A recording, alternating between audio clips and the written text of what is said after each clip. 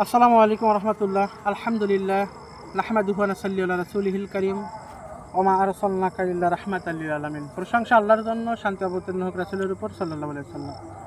আমাদের আজকে আমরা যে বিষয়ে জানবো সেটা হলো বিচ্ছেদ। বিচ্ছেদ মূলত কিভাবে হয়? আসলে বশীকরণ ঠিক যেভাবে হয় বিচ্ছেদও ঠিক সেইভাবেই হয়ে থাকে।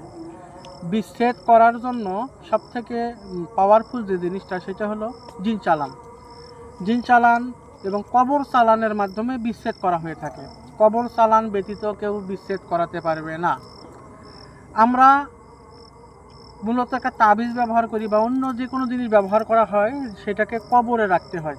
কবরে রেখে দিলে ওই কবরে থাকা ব্যক্তির কারিন জিন, যে দুইজনের মধ্যে আপনারা বিচ্ছেদ তৈরি করবেন সেই দুইজন ব্যক্তির কারিন জিনের সাথে ঝগড়া লাগায় দেয়, বিচ্ছেদ করে দেয়। তখন ওই ব্যক্তি দুজনের মধ্যেও ঝগড়া লাগায়া যায়, ঝগড়া লেগে এবং তাদের মধ্যে বিচ্ছেদ হয়ে যায়। মূলত বিচ্ছেদ এবং বশীকরণের কাজগুলো ঠিক একইভাবে কাজ করা হয়।